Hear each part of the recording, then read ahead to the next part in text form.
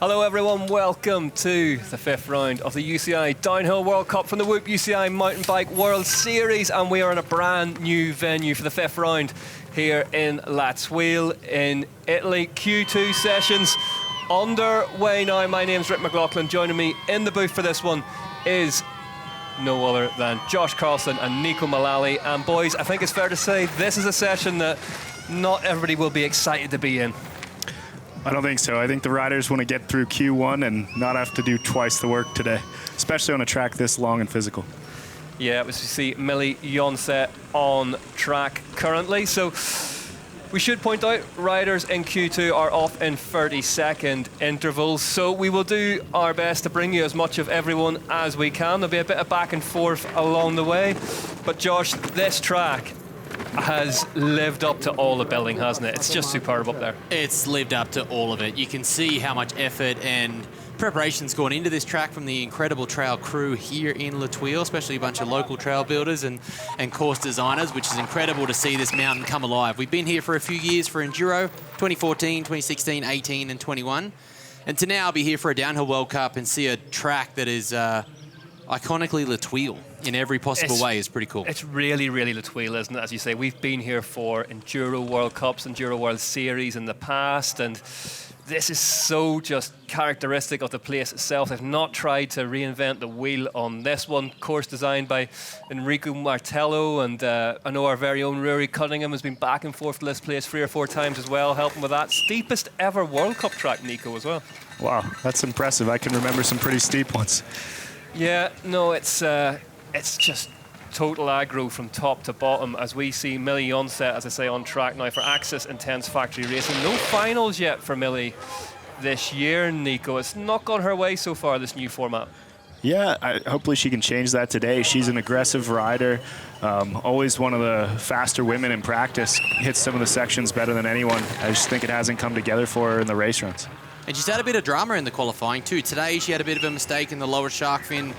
Got her handlebars caught in the netting on the berm on the outside as she got hung up in a rut in this section a little lower than what we're looking at here. But she's had a bit of drama in a lot of her qualification. I don't think she's made it through a Q1 without touching the ground so far this year. And that's a lot of stress, and not to mention, she almost goes over the top of that berm just there. Dancing right on the edge there. Nico, this place, brand new as we say. You can see the dust on screen now. How's it holding up to World Cup practice sessions? Well, it's getting pretty beat up out there. There's not a lot of sharp bumps on this one. It's just a brand new track that's pretty soft. There wasn't bikes on it before yesterday, and when you got 100 of the fast riders in the world on the track at the same time, it just gets breaking holes, it gets ruts in the corners, and those holes being softer, they're almost like pull you in. They're big compressions rather than sharp bumps, and it's really physical to ride that stuff. So it must have been really fun to ride. Hold on to it, Billy! Got out of that one. It must have been really fun for them to ride the first couple of runs, but by the afternoon session yesterday, it was brutal. This is the section that Millie got hung up in earlier in Q1, so she wants to go to the left of this rock on the exit down here to carry some good speed. That's the netting that her handlebars got caught in, so she has survived that bit, which is a good start, so hopefully she can hold on to the bottom here. Just incredible to see how steep this track is in sections. It's and the evolution, unreal, isn't it? It's the evolution. As ever, cameras, they struggle to do the severity of this place justice, but for context, this track is the same length as the one we go to in Leogang, with 200 extra vertical meters of descending on it. There's just no let up, Nico, is there, anywhere on it? No, there isn't. And I think one of the cool things is with the course design here, they've traversed it a bit in between the steep sections, so it has a little bit more variety than some of the steep tracks like Champery that we look back on. So there is Remy Tion over the line. Good thing she saved that for after the finish line. She couldn't go through a qualification without touching the tag. Well done, Millie. So Millie's got a 4:14.598 with that run. Gracie Hemstreet's fastest effort from Q1 was a 4:04.9, as we see Jonset's teammate now, Lou Ferguson, leaving the start hop. Ferguson into Q2. So that shows that Millie's had the form and the speed in there to directly qualify, but just those little mistakes just constantly seem to hamper her going directly through. At the moment, that's a good time for Millie. That's a strong start. Now a teammate here with Lou. Lou's already had a couple of finals this season so far on the same bike under that team. Yeah, 3.3 seconds back at the second split off her teammates' benchmark time. Lou Ferguson on that intense for Axis. 3 seconds. Is that a crash? Can we see any dirt on the side of her at all? Hard to tell. It's a good chunk of time, isn't it? I can tell you, Yonset is on her feet and is all in one piece and fine at the finish line after that crash as she crossed it. So all good there. Hopefully we'll see her make her first finals of the season so far for the Norwegian.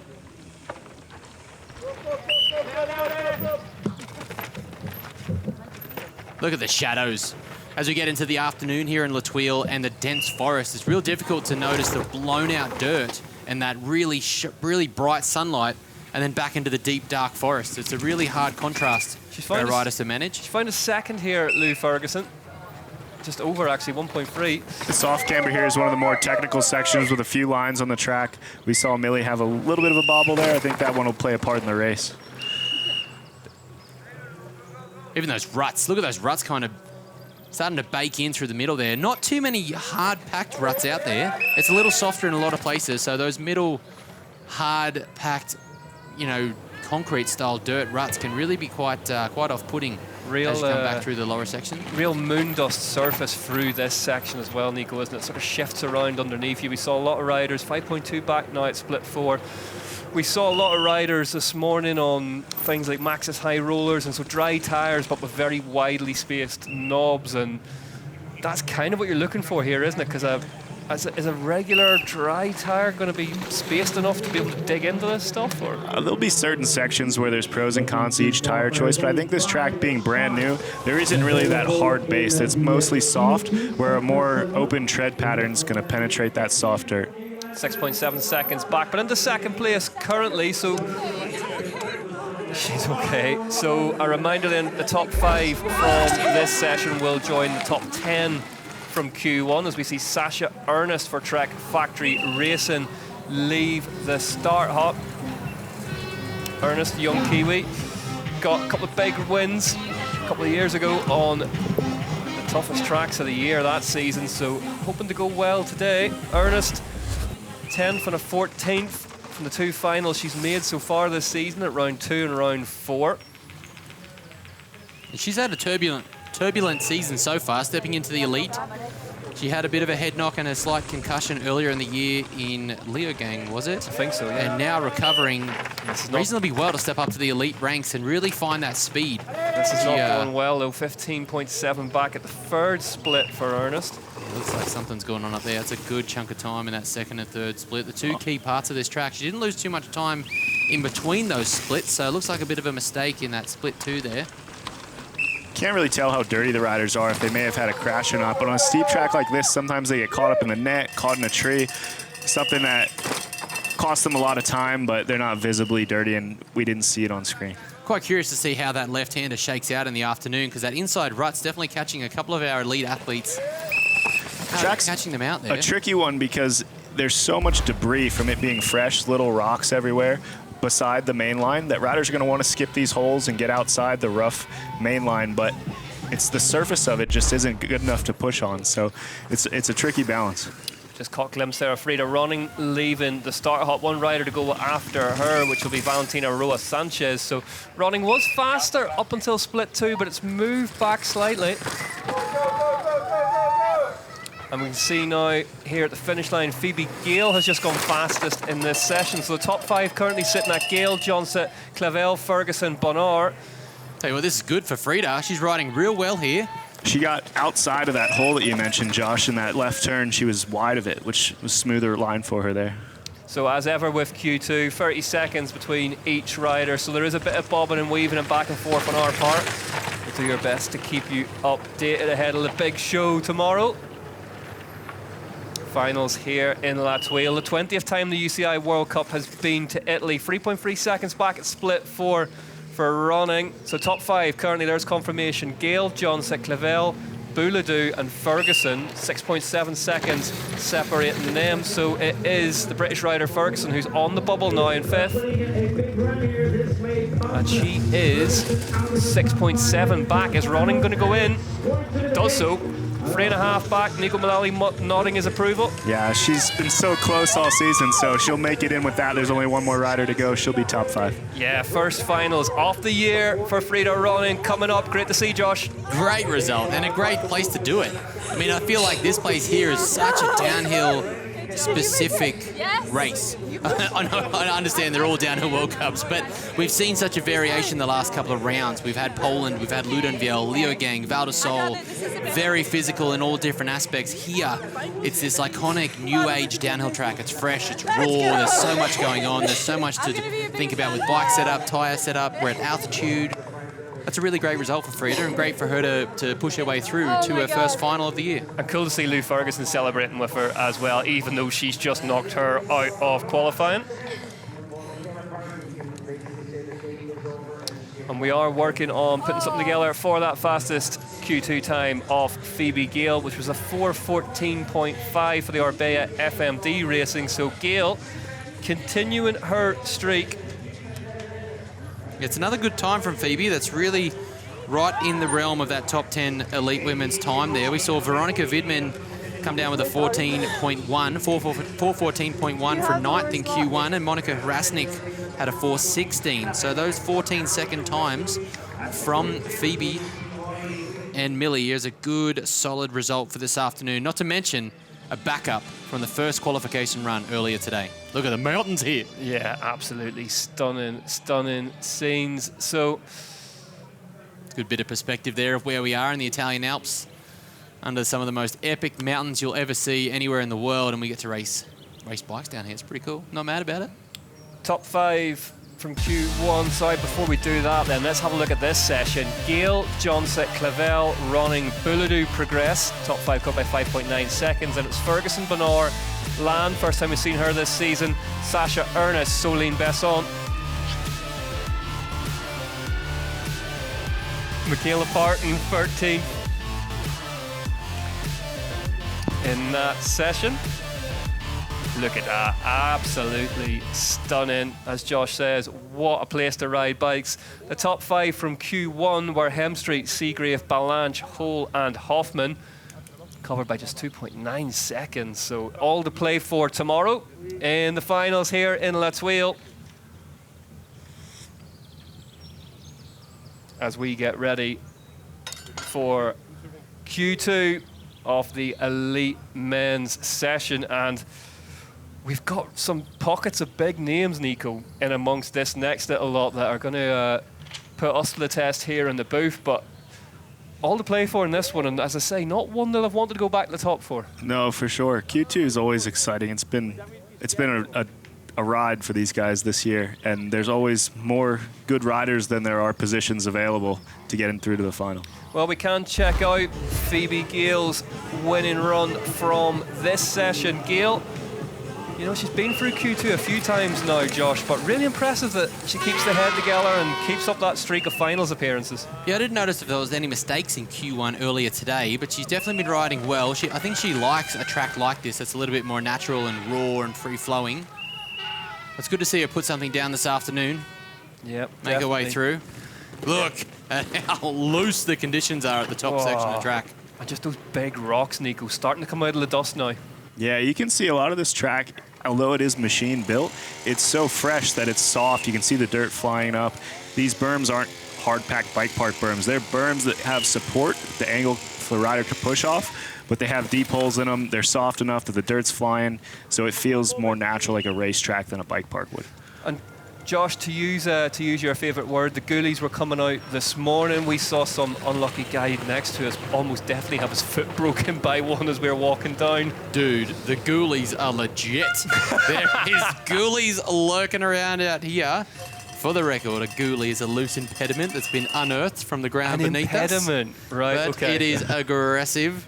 Oh, gets hung up in that rut. That's a good... Oh, the rut was good for her. Yeah, she made it, good for her. She used it to her advantage. And they're unpredictable. They're very difficult to manage, but Phoebe seemed to do very well this afternoon. So that was a good, solid run for Phoebe. She should be happy with that. Into the finals, so she can't be mad about it. She'll take some confidence from that, Nico, as well, that Q2 fastest time. Yeah, I think so. I think she'll compare that, and it's another run that she can go over and analyze and see how she can improve for tomorrow. There is the massive finals the drop out of that last section down towards the timing pillars, and trust me, that angle flatters it. The way we're looking at it, Josh, it's vertical looking in front of us. And we've also seen temperatures close to 145 degrees Celsius on our brake rotors of some of our athletes. If you pay attention to our social media channels, you can see some of those videos and numbers, but the brakes coming down this hill, as you come down that massive ski jump in front of us into the finish arena, the brakes are getting so hot. It's incredible. Well, we can hear from Phoebe Gail now. She's at the bottom with Ashley Wilmot.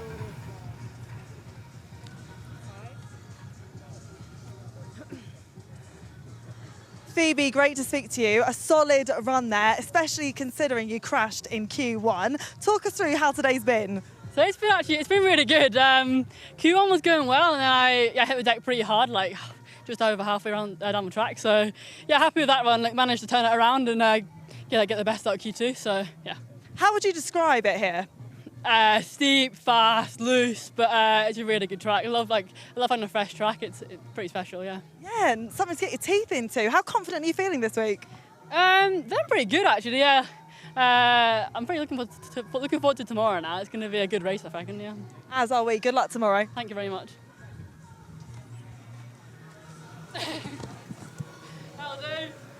That'll do indeed. Phoebe Gail, happy with that one for Orbea FMD Racing. Fastest in Q2 for Gail.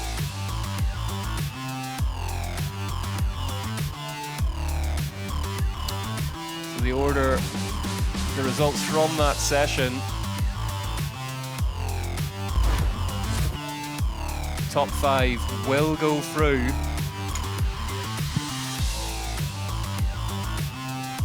to finals tomorrow.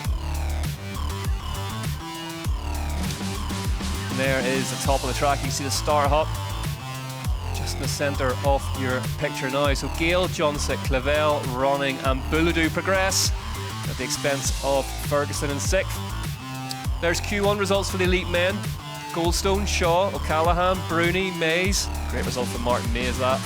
Phoebe Gale's teammate, Brosnan, Palazzari, Zwar up in there as well. Pinkerton, Dunn, Luke Meyer-Smith, Vergier and Trotzy. Aaron Gwynn's through, Hartenstern, Chapelet, Falke. And then the rider on the bubble, Uncle Rico, Reese Wilson makes it through to his first finals of 2025. After that, Jordan Williams will be the last rider to drop in this Q2 session. Juan Munoz in there, Hogan Villa, Vieira, Dasal, Marini, Viardo, Coulange. Big names in there, Nico. Yeah, quite a few. This is going to be an exciting race. The track's going to be getting rougher for these guys, and everything's on the line. This is make or break for them, so it's going to be exciting to watch. Occasional colleague of ours, Josh, Aaron Gwynn, through though in 16th from that session. Yeah, Happy with that? He's got a bit of fire in his belly this weekend, Yeah. doesn't he? It's good to see him back and hunting. He had a great upper section there during Q1, but got held up with a rider with a flat tyre in front of him. I think it might have been a stack, got a flat tyre, and they just got held up in the lower splits. So maybe cost Aaron a little bit of time, but it's great to see Aaron back charging hard, and you just never know with the old boy. Can we call him an old boy? I don't think we call him an old boy. I went to see Aaron this morning, and I could tell how nervous he was. Normally, I don't see Aaron nervous on quali days. So we were teammates all those years. It was chill until final run. Now he's got to go full gas on quali day. I don't know, man. I don't know if I like the sound of that. That's like hearing about a fighter pilot being nervous. Aaron Gwynn doesn't do nerves, does he? Yeah, I could resonate with how he felt. I was like, well, you can you're with that. us now. You can feel that in the pits now, can't you? Q1, all of a sudden, has had a bit of a shift. And with a brand new track like this weekend, we've heard riders get up to maybe 6. I haven't heard too many that are doing 7 or 8 runs, but you need to be up to speed early. And just this morning, watching practice from the sidelines, riders were still searching for lines, still searching for speed. Nico, you were up there. Is it too late this morning? Do you have to be prepared on the first day of practice, or is there still time in the build-up to Q1? I think you have to try everything on the first day so you know what all lines are available and then be able to react quickly if something changes. You got to know everything that you can do, all the possibilities on track, and then put that together in your run. You mentioned this track was like that, right? You have to be reactive with the evolution of this, the lines, the holes, the routes, the duff, the light. Is that a big part of this race coming into this afternoon and tomorrow? Yeah, absolutely. With it being so fresh and soft, there's going to be outside lines that may work yesterday, early today, but by race run, you need to take an inside because that outside may be gone. Josh, it's almost a bit of an enduro mindset, isn't it, as well? Being able to read what's in front of you and sort of adjust accordingly, as we say. Jorge Garello Alonzo, the Chilean, leaving the Star Hut. I think so. I actually mentioned this to Richie earlier in the week, that is that adaptation that he's been used to helping him. And he did mention that, but at the same time, he was just chasing speed. So that enduro mindset has somewhat hindered his upper speed. Whereas now we got someone like Martin Mays who's thriving here. He's been looking exceptional all week. He's been spending a lot of time in Pilo just around the corner and steps into it today with a top 5. A result from Martin that we haven't seen since Poland. Yeah. And great to see. So maybe that enduro mindset helps. You can get up to speed early. You're not that scared to look for different lines and mainline with confidence. We saw this young lad at the side of the track earlier as well, where a man got his foot broken. Garello Alonzo was with a friend of his who'd suffered a big crash in practice, and we're hoping he's all right. Got choppered off, but this guy stayed with him, made sure he was all right, and got on with practice. Yeah, that was a stark reminder of just how quickly this track can go wrong. When you do watch the world's best come down a brand new track like this with the holes and the ruts and the lines, you almost lose sight of just how difficult this is. And then one little mistake, one minor deviation of your line, hit a rock, hit a root, maybe not quite working on your brakes, maybe your arms are a bit pumped up. Wow, it can go wrong quickly. And Nico, though, taking nothing away from the best in the business. Top 4 riders from the Q1 session on the same second in Elite Men's. Yeah, it just speaks to the depth of the field now. We have a track that's throwing everything at these riders, and the best guys are still so close together. Different riding styles, different bike setups, different approaches to the race, and then in the end, the time's very close. You've got Asa under the pits this week. No Anna Newkirk, who's still recovering. Have you noticed anything with Asa with the bike setup, tyre setup, suspension setup that's iconic to this track here? You know, he's a kind of a set and forget kind of guy. We do our testing in the off weeks, and when it comes to racing, he focuses on riding the bike. He likes the bike to react the way he expects it to, more than tune it specifically for each track, which I like. I mean, that's a good mindset. He focuses on himself and how he can ride it, and then just does everything he can with the track. Do you think that's something that will evolve as he moves into the elite ranks? Can he afford to be that, not complacent, but that complacent as we move forward and he starts to hunt those little minute gains? I think with experience, he may know what changes to make, what he wants. For example, he was running a mass damper during practice and ended up taking it off. He felt like with some of the tight turns and the steep sections, he could maneuver the bike quicker, put it where he wanted if he took that off the bike. So that was something that he was able to give the feedback, explain why he wanted to do it, and make a change that made him more comfortable. Have you seen that progress already with him? Is it something that changes? Yeah, for sure. In the beginning, man, I had trouble getting him to come back to the pit between runs. He wanted to just go straight to the gondola because he could get more laps in. And now he's coming back. He's looking at how he can improve. And, you know, he's being pushed hard by 5 other juniors in this category. He hasn't won a race yet, so he needs to pay attention to every detail. Jorge just getting held up there, coming into that big rooted section. Oh, goes above that inside rut. This is looking quite calm for the minute. Calm and smooth. Is it going to be fast enough? It's interesting as well, these ruts, as we say, are forming, but because there's no moisture up there, you don't really know how much you can trust them, Nico. Yeah, and they all are hard to see as well. Like Josh mentioned with the shadows, it's hard to know which one has some substance behind it to push into and which ones are just completely powder. Is he running flat pedals? Are we witnessing the other flat pedal thunder up here? Yeah, we should point that out as well. Reese Wilson through the finals for the first time on flat pedals. The first time we've seen him on those this season. I know he rode a lot in the off-season on flats along with Stan Nisbet on his Aeon Racing squad as we watch Jorge Garello Alonzo drop into the finish arena and give us our benchmark time 4:06. So fastest time in Q1 was a 3:33.7 from Jackson Goldstone. Next up though, Dakota Norton for Mondraker Factory Racing, and this is one that you can bet everything you've got in the bank account that Dak will attack. Yeah, he had his issues during Q1. got held up in the earlier splits. You can see just how much quicker he is going up there. 14.7 seconds quicker, in fact, by split 3, which, with the greatest of respect to Jorge Coelho, Alonzo, you would expect to see, but Dak looks like he's having a good crack at this one, Nico.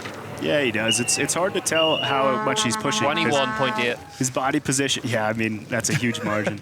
His body position with his bike setup is pretty defensive, and he looks so calm on the bike. I think that's why he's able to push harder when he needs to, because he's not over the limit. He's riding well as well. He posted that, Danny Hart posted that GoPro of riding with him in Schladming last week, and 26 seconds now into the lead for Norton here in Q2. So a solid time for Dak. Yeah. He celebrates with his partner Frida Ronan, who is through to her first finals of the season. Great to see. You got to remember, Dak's still on the rebound too, right? From a massive injury in the summer. He stepped into the season late, so he's got to find that speed. He's got to learn this new qualification procedure. I think it's a balance for him. You know, he needs to use these races to build speed, but also he's here. When you got a number plate on your bike, it's hard not to want to win. So you see that so often, don't you? And 1/10 of a second quicker for Remy Smith at split 1. So as ever, just a reminder, this Q2 session, riders are often 30-second intervals unless they are in the top 5 in the overall rankings or have won a race, and they get 2 minutes, and then we might get a bit more time to talk about them, but we're sort of rolling with the punches here in La Thuile in the Aosta Valley. Remy Smith is part of that, you know, alumni year of Jordan Williams. Whoa! Whoa. Did he make that? Oh, no. He's getting a bit wild down there. That section is it, but it cost him some time. Yeah, he's part of the caliber of rider of Jackson Goldstone, Jordan Williams, that crew that came up that was the last generation of really fast juniors. So Remy's just had his troubles the last couple of years on the Pivot Factory Racing team for 2025, and again, learning that process. Remy's been a phenomenal YOLO-style rider. He's definitely one who can turn it on. That was very democratically put. Well done, you're learning. He loves to press send, but the consistency to do that regularly now with Q1, Q2, and into finals is something he's learning. He's got the talent, he's got the potential, and he's definitely got the pedigree with his brother Luke as well. When the track's like this, Nico, though, it's kind of like go-karting, isn't it? It's tempting to let the back end slide out everywhere, but that's not actually faster. You need to keep them lined up here. Yeah, sometimes it's really impressive to watch the riders slide and blow up the turn, but if you can maintain grip and keep the bike driving forward, it's going to end up being faster. It might not look impressive. Well, Q2, this is it, make or break. So from this session, we're going to take the top 10 through into finals tomorrow. Curious how much that time has cost Remy here. He's actually moved up, even with that wild little moment. Now, riders are going to the right in this section. Earlier, they were clipping that inside pole by the tree stump, which was definitely threading the needle. It unfortunately has taken out Ethan Craig from this weekend's World Cup final. Whoa, that front wheel Remy Smith. Nothing to do with that. Good, Remy! Pushed down over the bars, holds on to it. He's throwing everything at this, Nico. You can see how much these riders want to make it through. Wow, look at that. Just from a wall of shine back into the forest. Gets the inside there. A lot of riders have been dipping to the outside. I can naturally feel myself starting to get excited when Remy Smith steps back into it. Second faster now at split 4 for Remy Smith. This one looking like it's starting to pay off. Rider, here we go. Now this is a bit of an issue. When a rider in front has an issue, it's so difficult to get out of the way, not only on the track, but to deal with the dust, which is probably why we saw that massive, shiny white wall of dust earlier. Yeah, it does well.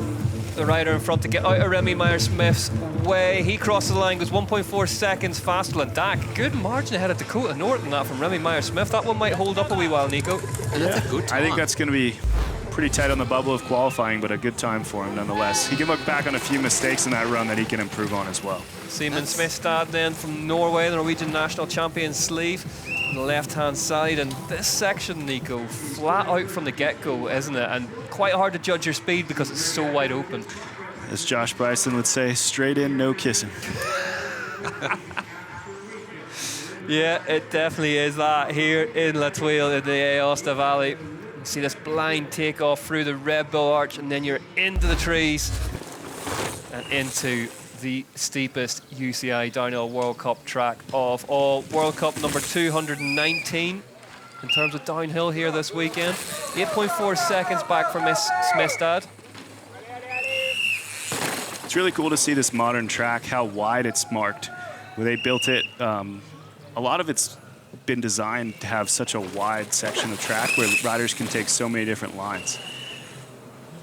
Yeah, but we are seeing, Josh and I talked about that this morning, you walk it yesterday and you think there's lines everywhere, don't you? But after a practice session, inevitably that main line develops, doesn't it? Well, we saw this evolution on the first day of practice. I feel like the track was smooth to start when we first saw it through track walk, and then it evolved so much and all those lines started to develop. Now you throw 10 lines per corner, at some point they're going to get whittled down to 5, and then the definitive line is going to come back down to maybe 3, and then your kind of, you know, interpretation of those lines in between. That's a good time. It's a good time for Smestad, yeah, 13.5. Oh, 13.5 back, yeah, he might have cost himself a bit there. But those, they beat themselves in. They start to become the hard line, and then the commitment starts. So riders start to hit those 1, 2, 3 lines with pace. They start dragging their brakes through. They start hitting the ruts harder, the berms harder, and all of a sudden, you might have started with 10 lines per corner. Now it's more like 1, maybe 2. And then the interpretation of the rider comes in, the commitment, how fast you're willing to go, how close you're willing to go to the edge. And right now, you've got to have tickets on the edge, otherwise you are way too far back. Yeah, Malaga, the Peruvian on track now. A lot of South Americans making the long journey here this weekend. We've got 2 very, very fast Colombians coming up right at the end of the session. Nico, cool to see. Really cool. The conditions today remind me a lot of South American. The anti-grip, style. yeah. Just dry powder and steep and wild. Lucio Valentino Malaga on course now. 3.2 seconds back off the time that currently leads this session, which belongs to Remy Smith from Pivot Factory Racing. Behind him is Dakota Norton. Finn Brands has been down in 3rd, then Drake Parker in 4th, and then the rider we just saw, Simon Smestad. You can see a lot of the shape of the ruts here not being perfectly round, and that comes from, they may have developed nicely in the beginning of practice, but as riders are pushing, all these guys are going as fast as they can, almost rushing through to get to the finish line as quick as they can. They push those ruts out, and the shape of them isn't quite ideal anymore. And as the weekend goes on, riders are going to have to maybe adapt to that or find a line that's better than that weird-shaped rut. Is it similar to a mud race in some respects, Josh, in that you've got to be content with it's going to change on you a bit, there's going to be drama in there, and it's just going to be down to you to deal with it, with the lack of traction? I think you have to, and we've seen a lot with bike setup too this week. A lot of riders are running a higher spiked tyre, so they can change direction, they can get into that loose, duffy dirt. And the dirt is moving so much underneath you, it is similar to a mud race. The difference is when you do go for a high line outside of that duffy dirt, a mud race, that other line's not really possible, whereas here, there's still traction up there. You can still go for those creative lines and those 1, 2, 3% lines that will gain you that little bit. And the berms are hard packed. So again, you don't have to worry about the risk coming into a berm if you're committed to a rut. You can really commit to that. But yeah, the dirt does move quite similar to mud and to some slippery terrain.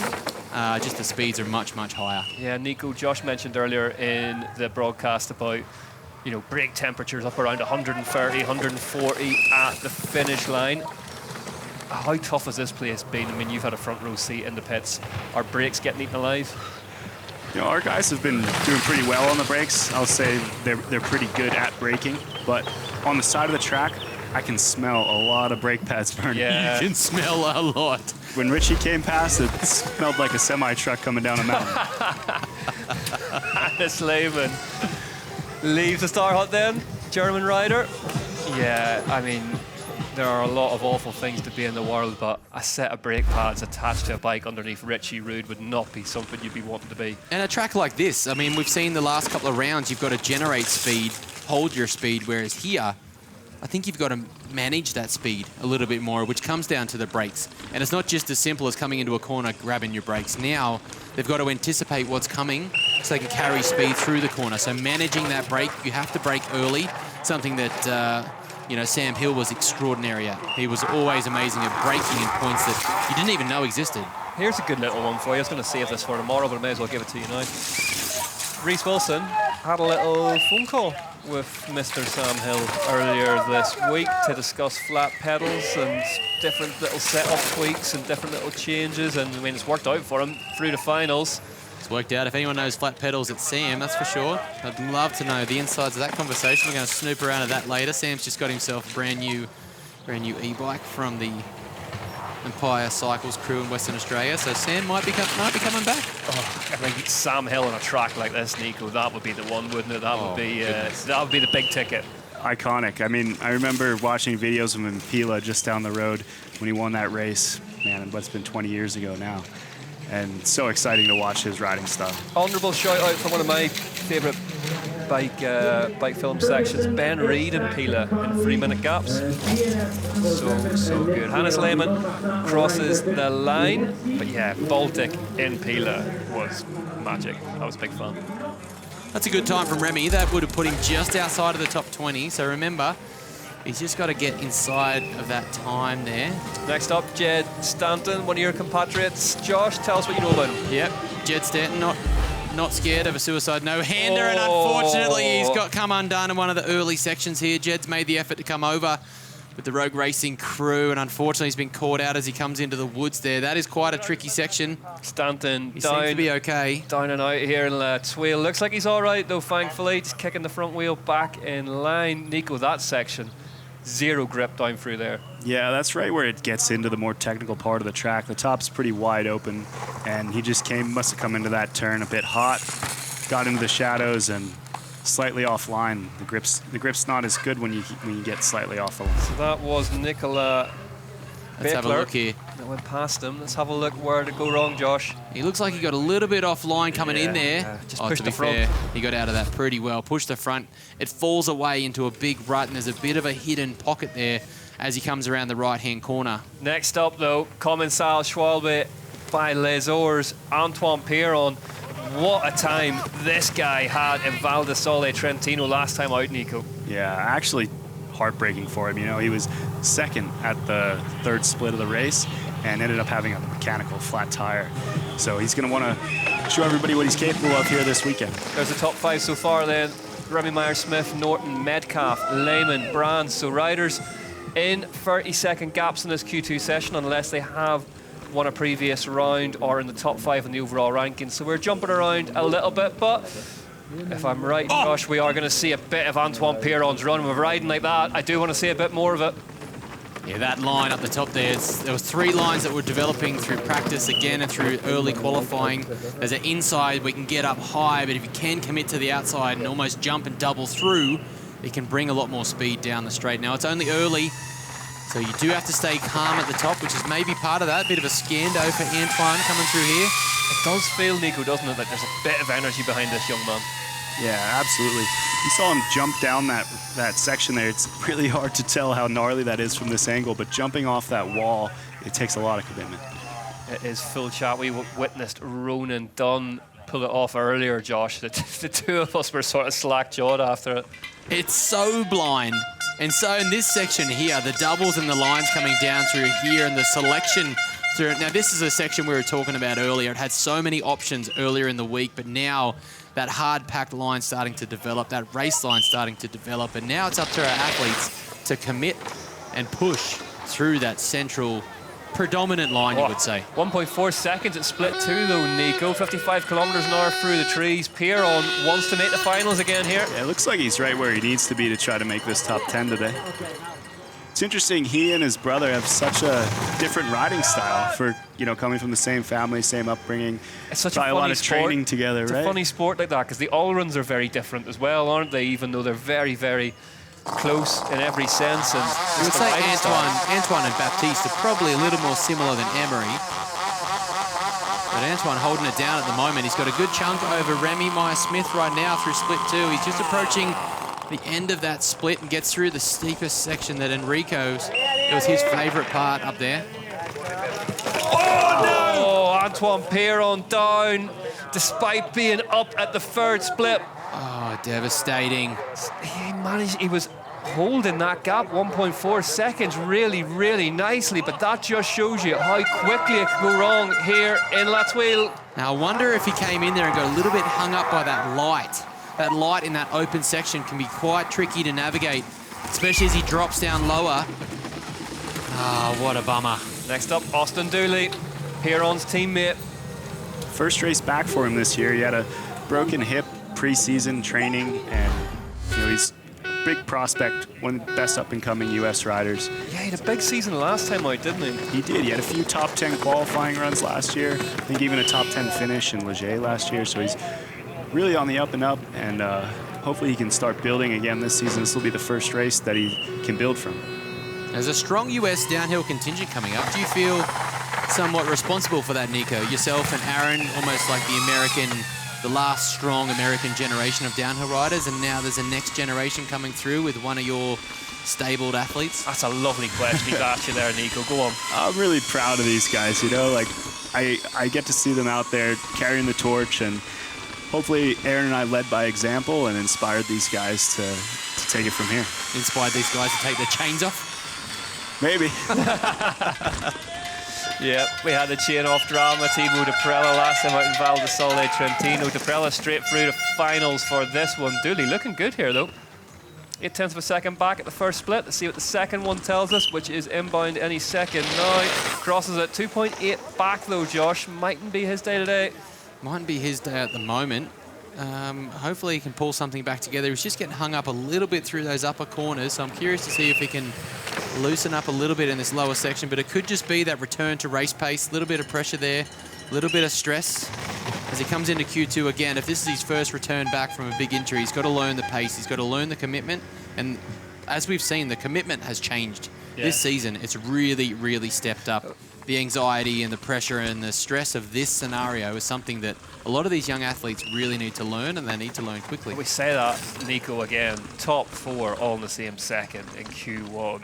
It's really, that sharp end is ridiculous, isn't it? It is. I think just the whole format this year and everything, it's just raised everybody's level. Nobody likes it, but I think everybody, whether they're getting the results they want or in not. In the best possible sense. The racers, I'll say. I'm sitting here, I love to watch it. Everybody at home, we're getting to see a lot more action of the best riders racing more competitively. But I can tell you, none of the racers like this stressful situation that they're in, but it's raising the level of everyone. Even if they're not getting the results they hope for, they're better than they were last year. How do you think you'd have responded to it in your prime? I think I would have liked it. There was a lot of times. Sorry, you're still in your prime. Continue. Well, not for racing. There was a lot of times when I was right outside the bubble of the protected riders. It used to be just flat top 20, and then it was like top 10 from last year plus the next 10, and I'd been 18th in the overall and somehow not protected. And that was just so difficult to go race the guys ahead of you who they're protected. They're straight through to finals, and the guys behind you, kamikaze pilots, have nothing to lose, and you've got to be in the middle of that and deliver a really good run, consistent enough to get through, but not so fast that you make mistakes or crash. So difficult. Now with everybody on the same playing field, I think it's much more fair, much more exciting racing. The best guys that are used to being protected don't like it. Everybody else is happy they're all in the same boat. Douly crosses the line at 22nd, 16 odd seconds back, so... Looked like he had a flat tire, some issue at the end of that run. Yeah, he definitely lost a lot of time there. We just see him roll through the finish bowl and see what he's kind of reaction backed is off there. a lot. Baptiste Pieron now, 1.3 seconds back at the third split for yet another flying Pieron. Baptiste, the oldest brother, leading the charge for these guys. He runs like a training area back at home where he's got the Pieron bike park. He does some coaching and training there, and I always watch his videos, and it looks like the best trails. Baptiste Pieron 2.7 back at the fourth split. Let's get him down the line, and then we are into a little pocket of big name riders looking to progress to the finals. Riders riding high in the overall who need those finals points. So next up, we are going to see the YT Mobs.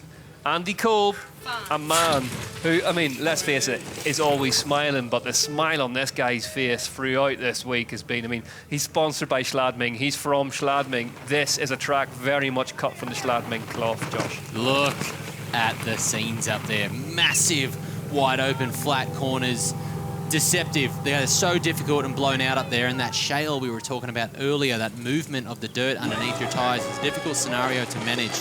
Now you're straight in, no kissing. As you mentioned before, Rat Boy would froth on this stuff, and he is out with a bit of vengeance here today. He crashed just with 2 corners to go in qualifying. He was on for a great time, but he was definitely had the wind taken out of him as he crossed the line. Whoa, Straight hard inside there. Second faster than the current hot seat time of Remy Smith then. So currently just gets a bit offline there. He's got to reset and settle down coming into the woods. Yeah, the European Continental Champion Andreas Kolben. This really will be a slice of him this weekend, Nico. Yeah, I heard him say yesterday this was the most fun track that he's ever ridden. He's super stoked on this course. Jumps off the wall. Look how effortless they make that look. That's a 20-foot blind drop. A big pull. The wind getting up in the finish arena down here now, but too many trees around, cold for it to bother him. Leans into that pad nicely. Kolben free fall now down through the woods. Good style that suits this kind of track. That's him and O'Sheen have a very similar style out on track. Those low elbows, stand up nice and tall. Yeah, carry some great speed. Rearranges the berm there. Calm me down before we get to the bottom. Very tidy on the bike, both of them. I noticed he switched up to the mullet setup this weekend. Has he? Did he? 4.3 seconds faster at the second split. Margin. That's a huge margin. That's a top 5 time right there. That's outright. A big chunk of time for Andreas Kolb currently for the YT mob on course now. Scrubs across that roller. Kolb looking dangerous here in the Thuile. Andy and O'Sheen have had some results and some speed brewing the last couple of rounds. I feel like it hasn't quite gone their way, but Andy has really been stepping up and just progressing nicely every round. This could be the weekend for him, and this is a good reset after a crash in Q1. I think we mentioned it last time out, Nico, but it's clicking down there. YT mob as Andy Kolb loses that big YT2 is in the corner. Look at the size of the rock that's come out of that turn, Josh. Look at that now. That's a ghoulie if I've ever seen. Now that is hidden under about 8 inches of duffy dirt there, and look at how steep this is. He just gets underneath it. Yeah. Knifes through the corner. Now he didn't actually hit that ghoulie, which is interesting, but he got stuck in that big, deep duff. Looked like he tried to cut underneath it and just stuff the front wheel. That's a big name out of this one. That's a big one. What did we say just before he crashed? Speaking of big ones, Richie Roode leaves the star hop for Yeti Fox. We can feel the commentary booth start to shake as Richie makes his way down the hill, rearranges another berm. Richie Roode is still growing in confidence. He's got to learn that downhill speed. He's been one of the greatest ever enduro athletes we've seen, but now 4/10 of a second back at split 1. Nico, we mentioned this ever-changing track might just suit somebody with an enduro mindset. Yeah, you kind of have to on-site those lines. And as you come into a section, if something's different, you got to react to that quickly, and I think that's a skill set that he has from enduro racing the past 10 years. Yeah, we'll see a bit more of Richie here, but Andy Kolb out of this one with that crash, Josh. That's a huge scalp. I think Richie has a problem. He's backed off. Yeah, looks around behind him. Maybe flat tire, maybe. Something not quite right. Pulls off to one side. So another big name out of this one. Richie Roode out of the race here, and the Thuile. Problems in Q2 for Roode. He's come off a fantastic weekend back on the enduro circuit last weekend as Henry Kiefer rips across the line in front of our commentary booth. Henry Kiefer goes fastest here in the Thuile out of our window now. Roode has stopped, so we'll presumably DNF from this session. The top 5 currently: Kiefer, Smith, Norton, Rory, Kirk, the South African, in 4th, and Baptiste Pieron. Then it's Metcalf, Beckler, Jacob Dixon in 8th, Toby Meek in 9th. It looks like Emery Pieron is on track in front of Roode. Roode's back on track right now. Yeah, great awareness from Roode, as you would expect, as we see the replay then of I think that's Maples. Maples leaving the start hop. Maples on course now. I need a good practice sessions, good time training, didn't he, the American Nico? But just Q1 didn't go his way. Yeah, it looked like he had an issue when he came across the line. I could tell he was looking at his bike, or maybe had a mistake on the run. But he's got to take a lot of confidence from that last result in Valle. The conditions are kind of similar, and he got 4th place last time out, so that's got to be a big injection of confidence for him. It's all in front of him like a wheelbarrow here, though, at the minute. Josh, 2.5 seconds back at the second split for Maples. Needs to get a move on. Yeah, that's right. That's Dylan, not Amory up there. It's very difficult to tell all the Commencal riders apart. We did see Dylan have a bit of an issue during practice today, so he may be 1 run short of his practice prep.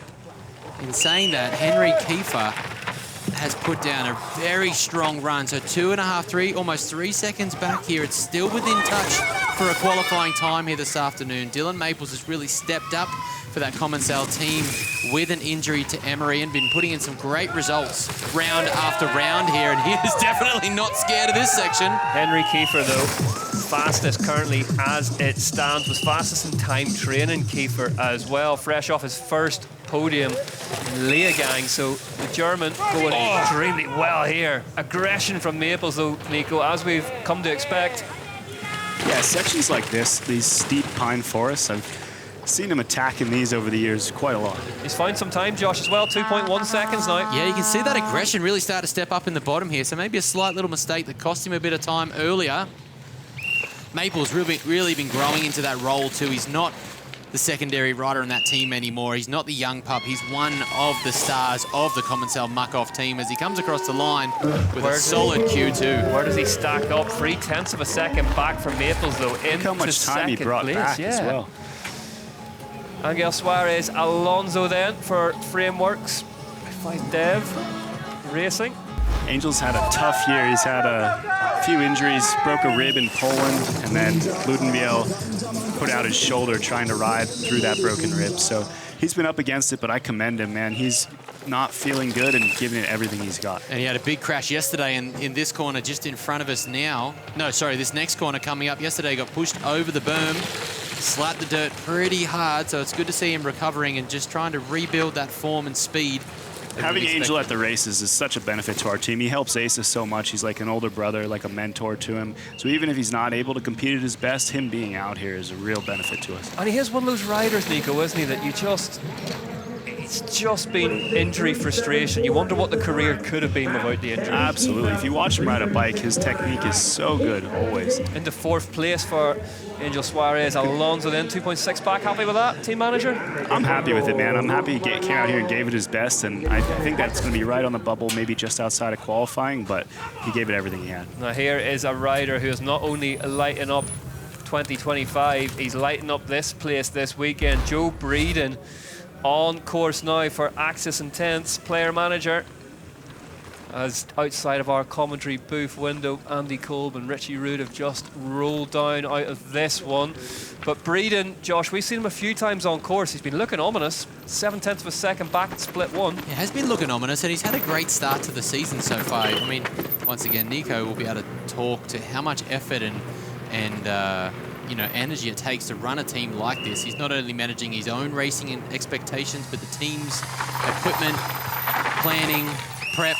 There's a lot that goes into it, but Joe's been riding well. He's been enjoying this track so far. Gets that huge step down into the forest. And again, another rider that has that effortless style that seems to just float across some of the larger holes that we've seen up there. First rider we saw triple that as well for the road crossing. It's a big commitment coming in. He's off course. Right, I'm out. Too much speed in with the triple, must have been, but...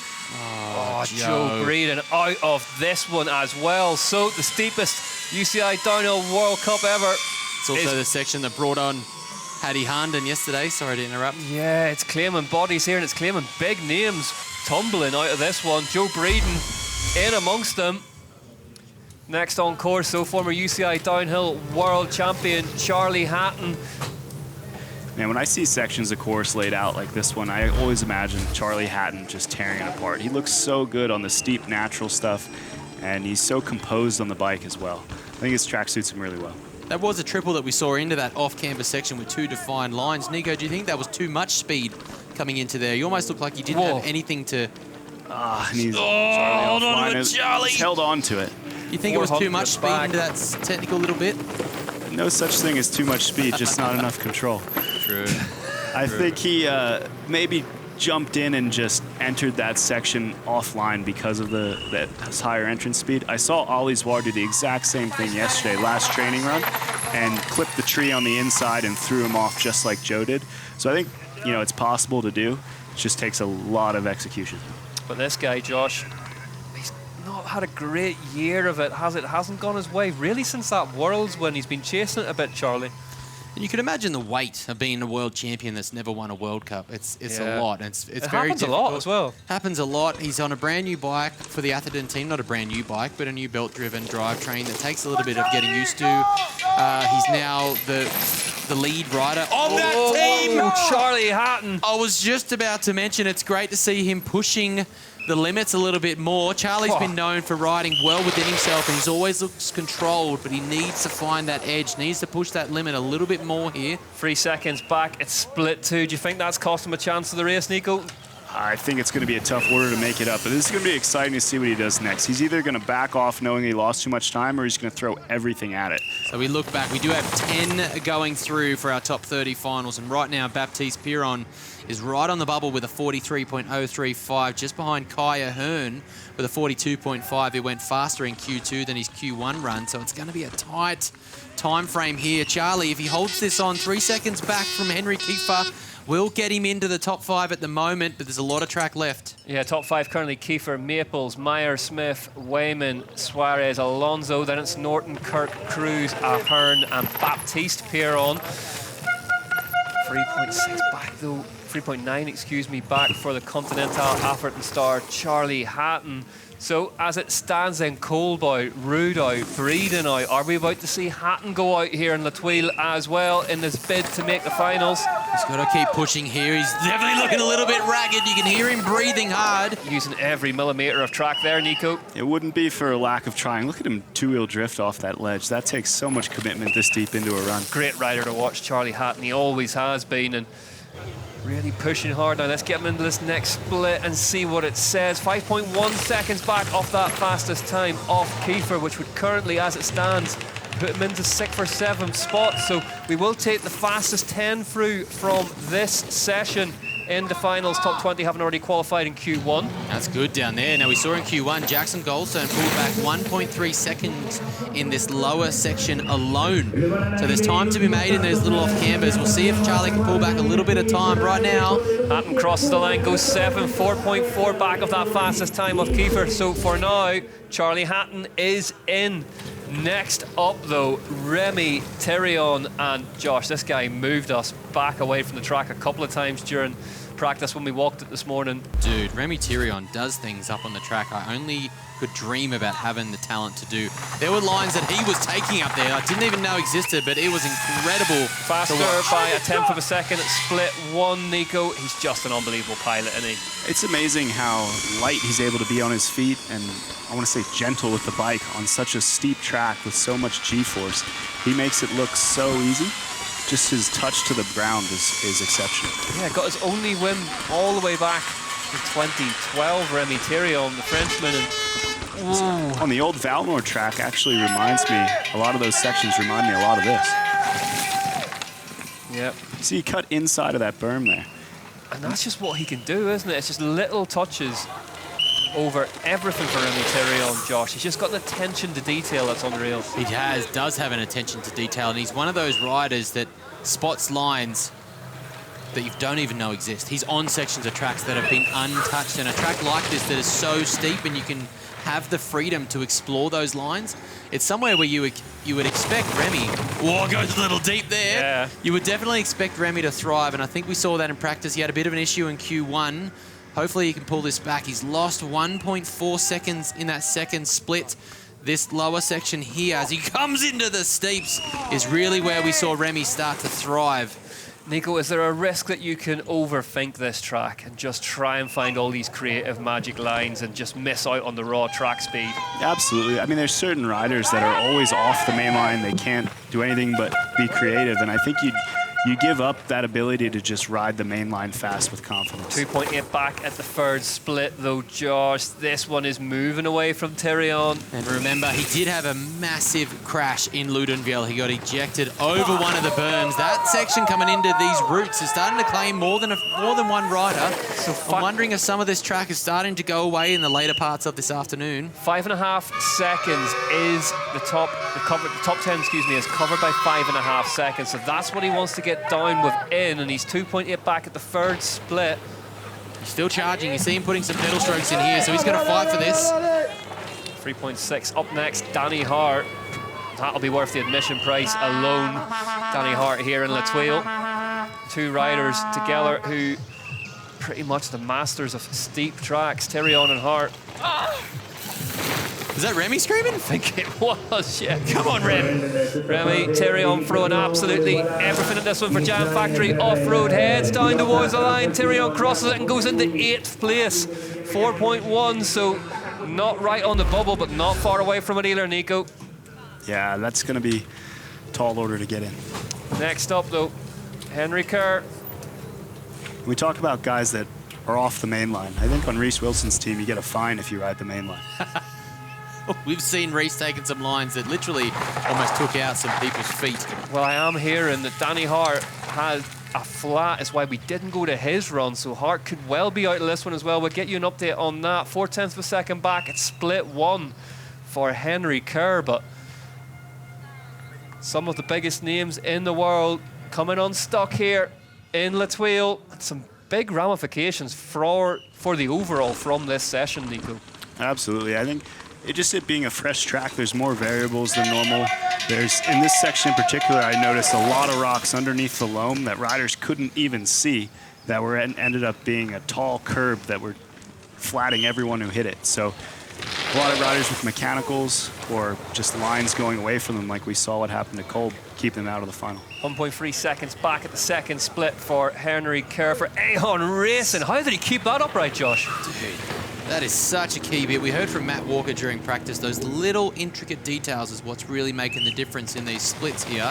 So a little tuck the front there. Luckily, the strength of Henry Kerr pulled him out of that line there as he approaches maybe the steepest part of our track. Oh, Henry Kerr goes down, just slides slightly wide, and then just gets punted off the bike, Nico. I watched this turn for a long time this morning. There's a big hole before it. It has 2 apexes, and if you get bounced out of the first one, you just miss the second one. It looks like that's what happened. Henry. Henry Kerr not going through the finals here in Thuile as we head back to the top for a really busy gaggle of big names. Danny Hart is down in 3rd position, so if he did have a flat, it didn't slow him down too much. Danny Hart currently into the big show tomorrow. 3rd place for Norco Race Division star from Redcart. 100th of a second back for Lackey Stevens McNabb. Lackey's had a lot of good results over the past 2 years. But this season's he's been dealing with a lot of injuries. It's not big ones that have kept him out of the race, but just been banged up. It's amazing how many of these riders, you don't know what they're going through. They're trying to push the limits on tracks like this, go past it sometimes, have a small crash, and it's tough to get the body recovered enough to race the next day. He's within a second here, Josh, but it's a great point Nico makes that managing injuries, a really undersung part of a bike racer's weaponry. Especially with this back-to-back schedule. Now, they're not back-to-back weekends. They're 2 weekends apart, most of our races here, but it's very difficult if you have one niggling little injury. You try and train in between, but they're back-to-back, so you want to test your bike, you want to do some setup. I know the Trek Factory Racing team have been working very hard on that Trek Session bike, and all of the riders on that team are on, there's 8 bikes from Trek that are factory downhill machines, and they're all here this weekend, well, except for the one, Ollie Davis, but there's a lot of work that goes into that, and that adds to the pressure and adds to the prep in between the races. 2.3 seconds back for Lockie Stevens McNabb. Is a gaggle of Trek Factory Racing riders. There's Christian Hauser, Stevens McNabb, Matt Walker, all on track at once. See who can come out of this the fastest Trek Factory Racing bike. Now, a lot of the crashes and mechanicals we're seeing this afternoon, He held on to that well. I think are a part of that pressure for Q1. A lot of riders not wanting to do 2 race runs this afternoon. The track is starting to go away, so I'm quite curious to see if there's a bit of a track walk happening this afternoon before practice tomorrow. And Nico, you'll feel that in a pit, won't you? Yeah, I think so. I think a lot of riders are going to need to go up and look at the track if they want to know where they can commit to tomorrow. 2.6 seconds back at the fourth split, so it's currently Kiefer Maples. Hauser got home in third place ahead of Danny Hart. Just spotted Miriam Nicole on the side of the track there, not racing this weekend, unfortunately, but we will see her in our live show tomorrow, which is pretty cool.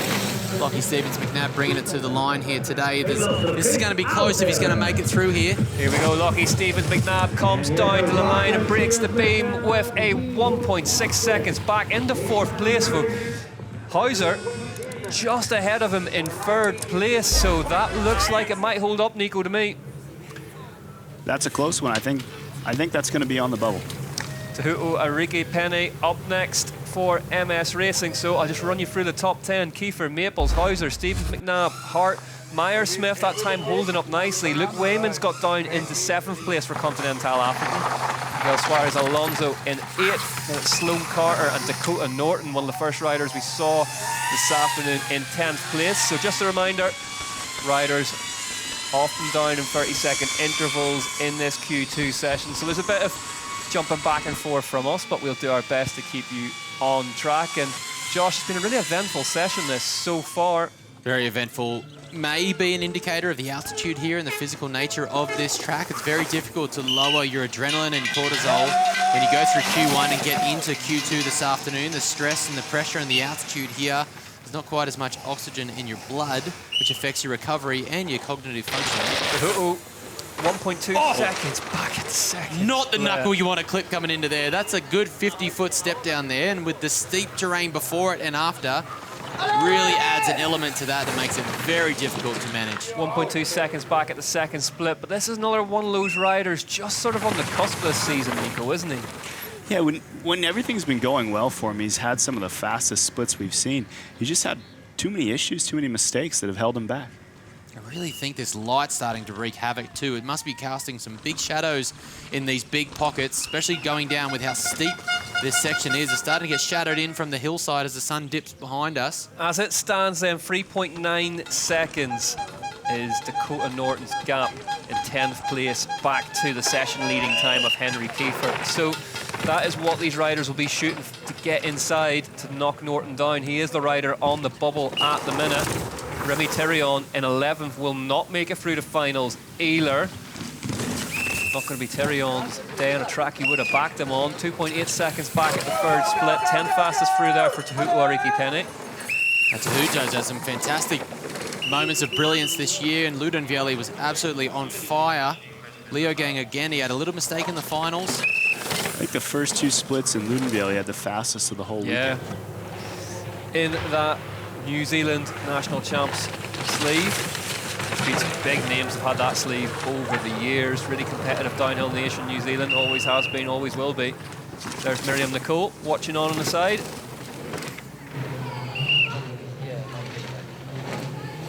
3.7 back, so it's just slightly going away from him. It's not huge gaps, but it's just incremental margins that are getting a little slower than our top qualifiers for the moment. Tehuto Ariki Penne down to the line, 2.8 seconds back, so squeaks inside that top 10 qualified for now. Puts the young Aussie Carter Sloan on the bubble right now. Meanwhile, back to the top for Amaury Pieron for Commensal, muck off by Riding Addiction. Nico, how impressed are you with this man? Freshly plated collarbone, back on track, and 0.7 of a second faster at split one. I was honestly amazed to see him on track. I did not expect that at all. Looking fast too, not really just fast. not just rolling down. No, and I can imagine he's in some pain. I've heard of, on road racers getting plated and racing again, but never off road having a 1 week turnaround and being in another race. Josh, absolutely. Like, there's no words to describe what a depth of character performance this is from Amaury Pieron. And with a track like this, you can visibly see the impacts that are going through that shoulder. He's obviously strong. Amaury, you would have to say, is one of the strongest and fittest athletes on the circuit. But the commitment here and the dedication to this racing and the work and the overall, this is obviously for the overall. Well, he told us a couple of days ago that he's a 10th of a second back now at the second split. He told us that it wasn't so much the overall. He said he's missed so much racing and he just wants to race. He wants to, reward the team and the sponsors. And he said that he didn't think he'd be here. And he said, I just prioritized sleeping, meditation, rest. He said everything I could do to feel better. felt better, got on the bike and just opened it up. And it's a testament to just the professional that he is, the Yeah. work that he puts into his craft, not only on the bike but off the bike. That is no easy feat. That's not a normal human thing. So it showcases just how elite our downhill athletes are at the moment. And Nico, does that resonate with you, you know, as somebody who's been in big teams and is running a big team, that he's 1.6 seconds back now at the third split, you know, that he just wants to stay a part of that team, stay in the pit, stay present? Yeah, I mean, all you can ask of your guys is to do their very best. Sometimes it's not a clear answer whether they should race or not. There's so many races in the season, but nobody can feel what they feel. And you have to trust their gut instinct. And if he feels like he wants to go out here and give it his best, and that's his strategy, you got to support him with that. And I mean, we know what he's capable of. That race-winning run from Valle last time out last year, Josh. I mean, maybe, just maybe, something absolutely, I mean, you would never bet against Pieron. And sometimes you just don't know. I mean, some of the injuries I've had over the years, you just don't know how strong and confident you are until you're back on the bike. Doctors will tell you one thing, your physio will tell you another, but until you get on that bike and you can feel it yourself, you know, he's put the work in. You know if it works or not. If that thing's going to hold, it's going to hold. And if your head, your mental capacity is switched on, then play on. Remy Pieron heads down towards the finish ball here in Thuile and goes sixth fastest, 2.2 seconds. Brought a lot of time back in that last sector, Nico, so do you reckon that one will do it? I hope so, man. For all the effort that he's put into this, I hope it rewards him with a trip to the final. Yeah, just tried to lift his hand off the bars and visually in a bit of pain after that one. Pieron. Laurie Greenland on course now for the Santa Cruz Syndicate, 2.7 seconds back. So Tehuto Ariki Penny now on the bubble in 10th position, 2.8 seconds back. These times starting to sharpen up, Josh. Yeah, starting to sharpen up. Remy Smith still holding on there in 7th, so that early run that we saw... We said that was good. It's held up, hasn't it? It was good. The young Carter Sloan has just been bumped out of the top 10 qualifier. Another young Aussie that's really on the cusp of a fantastic result and on the cusp of his first ever final. So it's great to see him up there, just in front of Dakota Norton. But this run from Laurie, I mean, Laurie made the finals last week.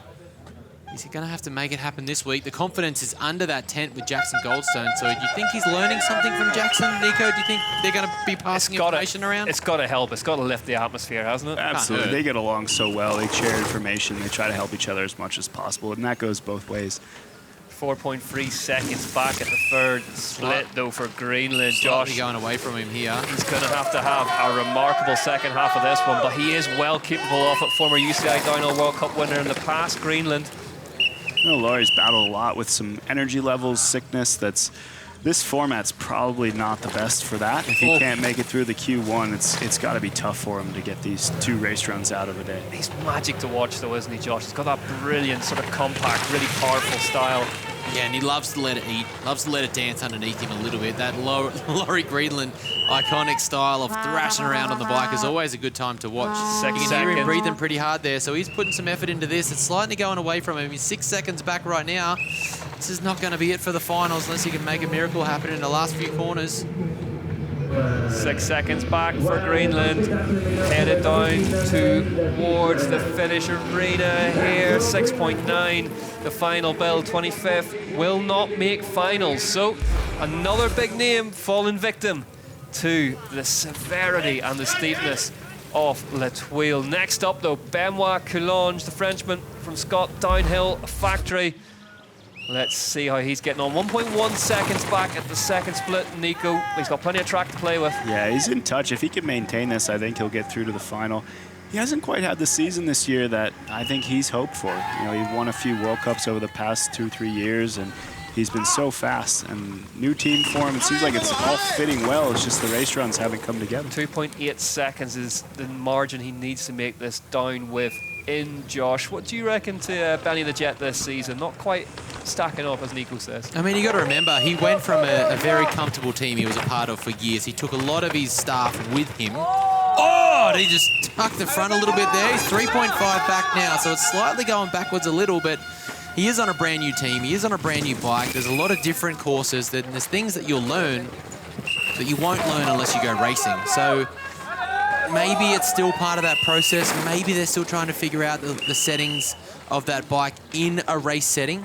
And, you know, it's very difficult to maintain that form every single year. It's not that Benny's been going bad. I think we just expect a little bit more from Benoit now because he's performed so well the last couple of years. When you're a race winner, you can win races. It's probably the worst thing that could happen is you win. Because as extraordinary as it is, you then are expected to do the same, and then nothing tastes or feels as good once you win. Once you win a race, that you believe that's your spot. That's where you belong. 4 seconds, split 4, we should say. Get well soon as well to his teammate Ethan Craig, not competing today after a big crash and cut to the head yesterday. 11th though, so Benoit Coulange also not through to finals. Nico, this is turning into Predator out there.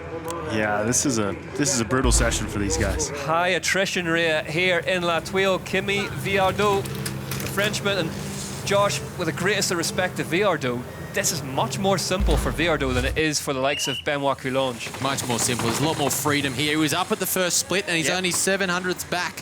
What was that, 7/10ths back? 7/10ths back for Viardot. 7/10ths back there. So there's a lot more freedom for a privateer rider like this. I heard Nico say this earlier, that there's a bit more of an attachment to the YOLO attitude than what there is to a big team behind you. So Benoit's here, Ethan's out.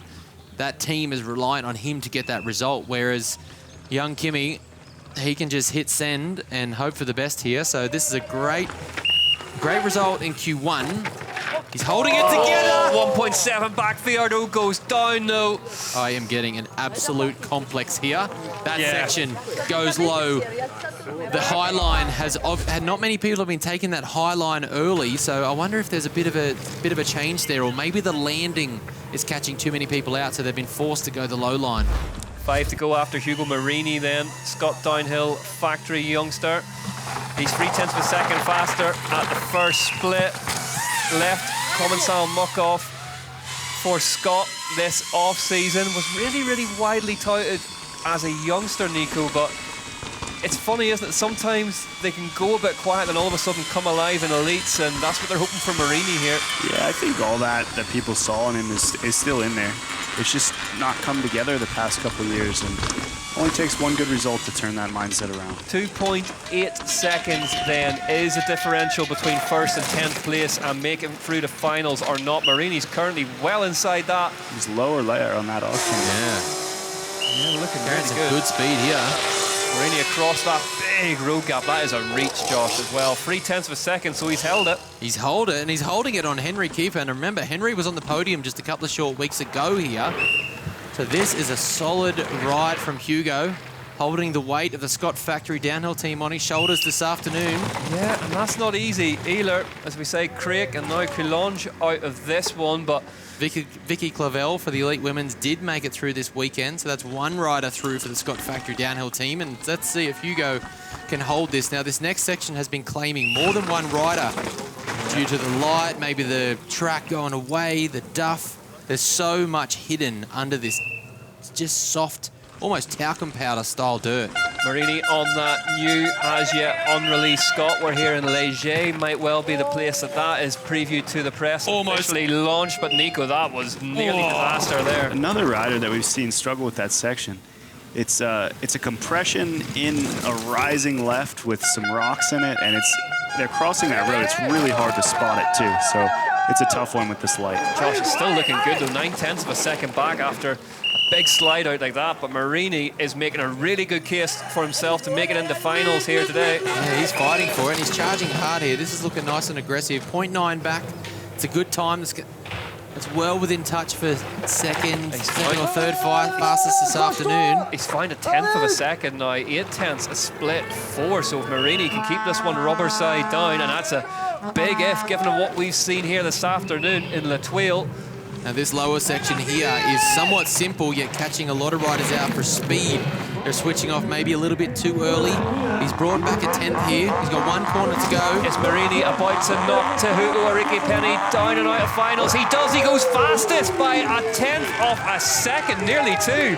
Hugo Marini, 4 to go, has just set the fastest time of the session. Coulange is down there to celebrate with him. Nico, big run that. Really good. He brought back a lot of time at the bottom too. Mikey DeSalle up next, Canadian. Riding for Aaron Gwynn's team. I heard a lot of the Canadian riders say this track reminded them of the 1199 track in Whistler, so maybe some home vibes for Mikey as he drops in on this run. Josh Carlson nodding his approval to that sentiment. It's not unlike it, is it? It's not unlike it. Yeah, that track at the 1199 in Whistler has definitely been seen a great evolution the last couple of years, and it is very similar with the steep corners, the big G-outs. The loam here is what you iconically... Oh, DeSalle out the front door. Don't come back. Recognised from Whistler, and just Mikey caught out with those berms. He gets a bit of 90-90 with the handlebars there, gets hung up a little bit.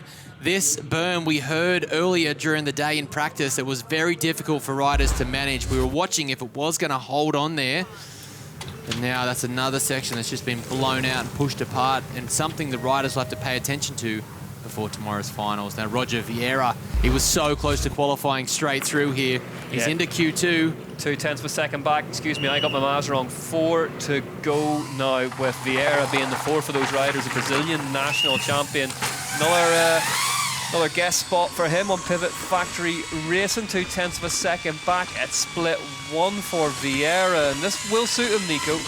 Yeah, I think so. I mean, he's probably has experience riding in these sort of steep, blown-out conditions, being from South America. And that bike looks like it works really well on these tracks as well. Vieira, big hole there. Maximum travel, Josh. Maximum travel, maximum send. He's a strong young rider, the Brazilian. And he definitely has been riding well and growing into that role in the Pivot Factory Racing team. Bernard Kerr was back this weekend, but we didn't see him start in qualifying today. So once again, another rider holding the pressure down for that team. Remy Smith now sits in 8th. Second and a half back here. So Angel Suarez, Alonzo, currently in 10th place. The rider on the bubble, it stays at 2.8. After that new fastest time of Marini of a 3:36. So Goldstone's fastest time in Q1 was a 3:33.7. Nico, are you reading anything into that, or is it just simply a slower time? I think the track may be going away. It's a little bit blown out, and as Josh said, the shadows are way worse at this time of day. Often we've seen Q2 session go faster, actually. These guys are pushed to their limit. They're all going all in Q2. But I think today the course just isn't allowing them to improve the time. Do you think we've seen the sweet spot of this track this morning? Do you think practice where that main line really fed into it has now gone, and now we're about to see a different evolution of this racetrack? Maybe. I think maybe tomorrow when the fastest qualifiers get on it again, they may be able to take it up a bit in the finals. But right now, the guys are struggling to improve the time. They really have to roll the dice, don't they, with the front wheel through that really loose, stuffy section. He's found 0.3 of a second, Josh, here. He's pulling back a bit of time, and this is what he needs to fight for, because that time, as you can see on the screen, is good for 8th right now. We take top 10.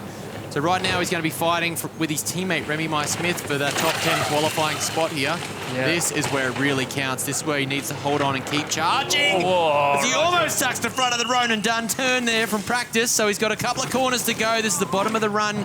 This is where your body is on fire. Your hands are blowing up. Roger Vieira nearly overtaken by his own back wheel out of that corner, but cracking on now. So top 10 currently: Marini, Kiefer, Maples, Hauser, Stevens, McNabb, Hart, Pieron, Smith, Wayman, Suarez, Alonzo covered by 2.8 seconds. Vieira down at 9th, just as I say that. So Wayman on the bubble now, and Angel Suarez, Alonzo won't progress. Nico, your feedback on that one? Honestly, really proud of how well he did considering the situation. I didn't think he was going to be that close to qualifying based on how he was feeling. Sebastian Holgenville then, free to go. MS Racing resident Colombian national champion from a country that's really starting to export some really fast riders. 0.3 of a second back at the second split. This is looking good for Holgenville here. Yeah, both of these guys were looking so quick on track. They were teammates last year. They've got a lot of experience riding together, and they favor this type of terrain as well. Yep, Juan Fernando Munoz up next after this man. His good friend Sebastian Holgenville. He's faster by 100th of a second, Josh, as well.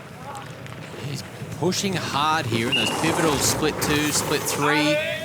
The fatigue of the day is what really needs to be paid attention to in this lower 2 splits. The light, the holes, and we've seen some of the riders blow out a few of these berms.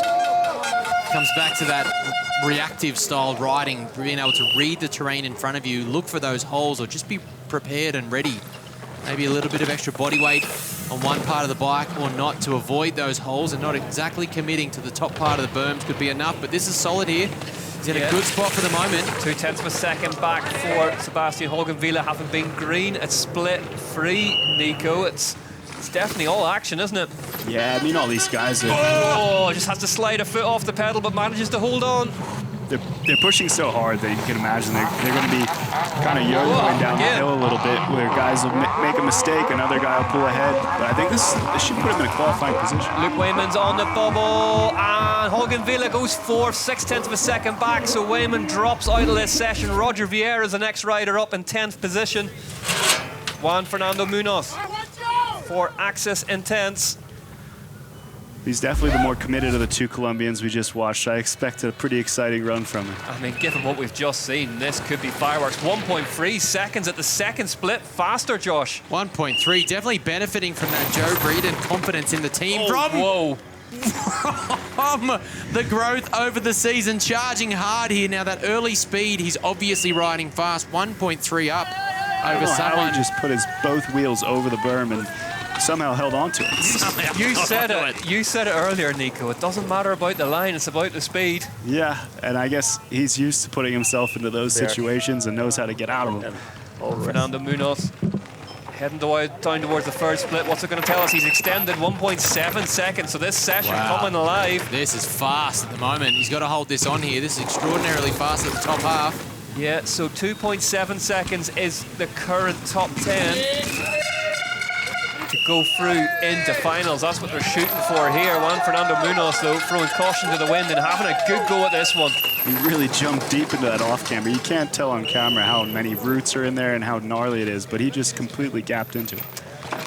It's been a really, really fascinating session, this, Josh. We've seen some big, big names come a cropper, but we've seen some big, big rides as well. Huge rides. This is huge. If he can hold this on from here, he's still 1.4 up. So 1.4 on top of Hugo Marini is a time that's equivalent to a top 5 outright. So this is an extraordinary run this afternoon. As we just mentioned how much the track is starting to go away. You can see the shadows are coming in, so it could be in his favour, but the track's obviously getting worse, and this is a fantastic run from Juan Fernando Munoz. Yeah, Access Intense, hold their breath as Juan Fernando Munoz crosses the line and goes fastest by 0.6 of a second. For the Colombian, one rider left at the top, and it is Jordan Williams of Specialized Gravity. So the rider in 10th place now, Remy Smith, one of the first down, what feels like a very long time ago. What is Jordan Williams up to? 3.2 seconds, currently outside the qualifying, well, just outside the qualifying time, 3.2. Managed to make it through in Val di Sole with a pretty big mistake in his run. I think he even crashed. So we'll see if he can bring this 3 seconds back in the bottom of this track. He's a rider who's learning how to handle the pressure really well, Josh, isn't he? He is learning how to handle that pressure in a similar scenario to what Charlie Hatton had.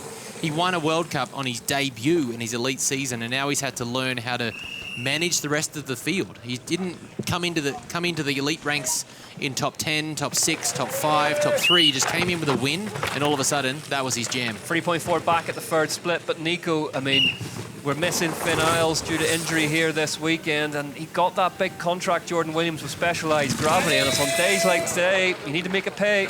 Yeah, you do. I mean, these guys are expected to deliver. Specialized had so much success in the cross-country side of things as well. I think they want to see the same out of their downhill rider. Yeah, that's right. And you can see Loic Bruni's been charging hard, trying to make up those time gaps to Jackson Goldstone in the top 4. He went 4th in Q1 today. Jordan Williams isn't quite going the right way. No.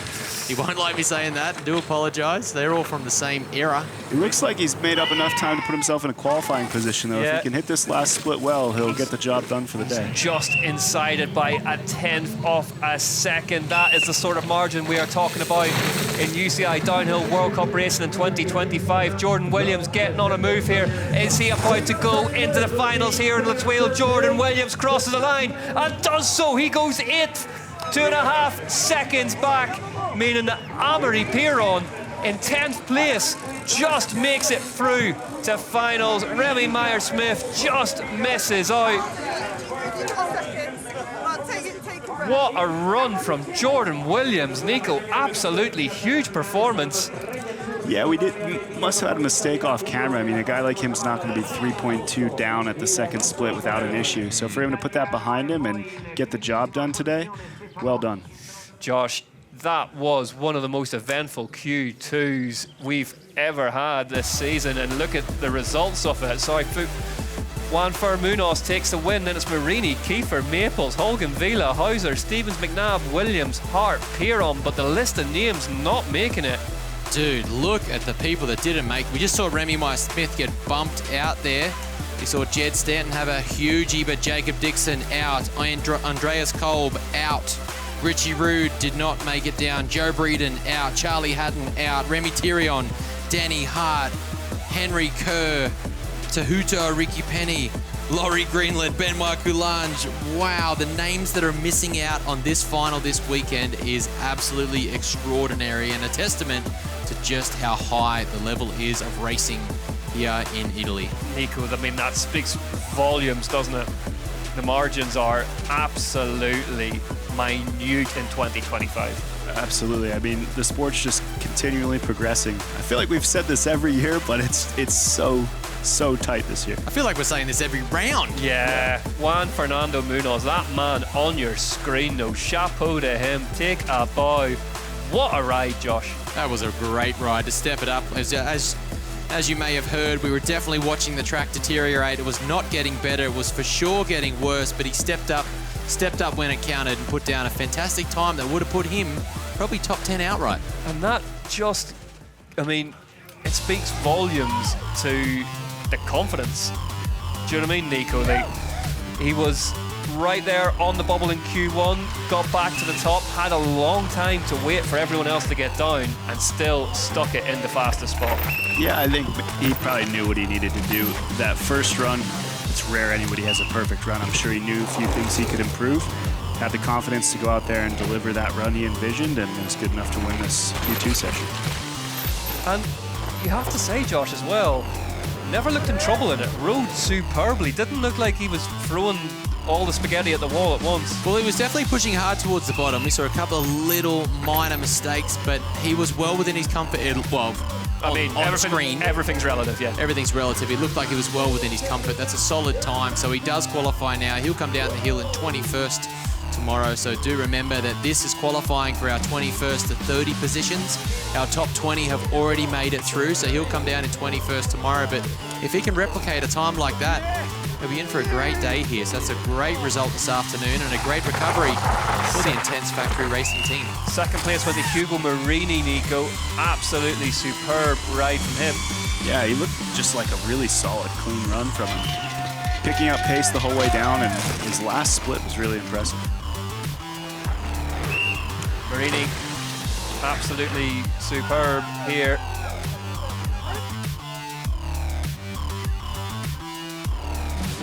And a good result for the Scott Factory downhill team with Benoit Coulange missing out. It's great for him to get through to finals here with another solid time on a deteriorating track and a wild track here in La Thuile. Marini, he's pumped on it. Look at him. He should be. He should be. He should be. Here we go, though. Henry Kiefer, we didn't get to see him due to hop, skipping and jumping around the different riders in this session. But he was good again, Nico, the German national champion. Yeah, Henry Kiefer's been looking really good all weekend. Obviously, fastest in time training yesterday, but I was sending videos of him to my team saying, like, here's the line, here's how you ride it, and he just looked aggressive. You can kind of mistake him for Lucas Shaw, can't you? Tall rider on the bike, not really in trouble. I honestly thought to myself, wow, Luca looks really good this weekend. Why is Luca wearing the German sleeve? Came past and it was Kiefer on the back of the jersey. Ah, Herr Shaw. There he is, though. Lucas Shaw, excuse me, Henry Kiefer.